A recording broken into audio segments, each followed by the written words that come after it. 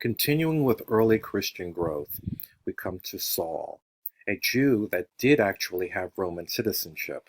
Saul, whose name became Paul after a theophany, a person that had initially played a role in the persecution of Christians, saw a blinding light and heard the voice of Jesus telling him, "Saul, Saul, why do you persecute me?"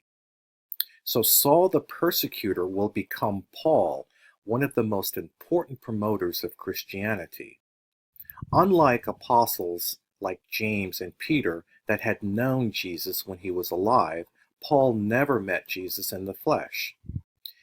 He would be labeled as the apostle to the Gentiles, the non-Jews. A few scholars have asserted that maybe Paul felt an inferiority complex to the other apostles, having not lived around Jesus.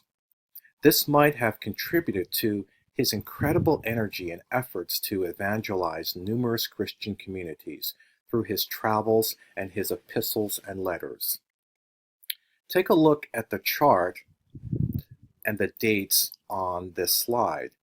You can see his travels to various Christian communities or cells, using one of his metaphors, body of Christ.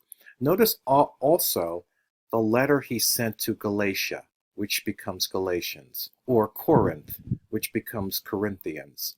These letters will eventually become books in the New Testament. Notice also that these letters were written before there were any Gospels. The Pauline letters are historically the earliest books in the New Testament. Paul's travels and letters were meant to both teach and correct Christian communities.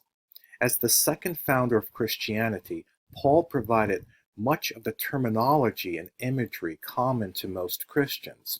The majority of Christians in the world today can be called Pauline Christians. Paul's notions and imagery of sin, redemption, atonement, Christian communities being cells in the body of Christ are well accepted. Speaking of Judaism, many of the early Christian churches, like those led by the Apostle James, held that in order to become Christian, you needed to first become Jewish. This meant that you needed to learn and practice many of the Jewish commandments. This would include, for men, that ouch ouch ritual you see on the slide. And Paul saying that's not necessary. For Paul, Christianity was like a new branch grafted on to an old tree that was Judaism. This was great news for the growth of Christianity beyond Judaism, but it would also lead to the splitting of these two traditions. Keep in mind that this is happening even before the first Gospels were being written. Let me say something about the word Purusha found at the bottom of this and previous slides.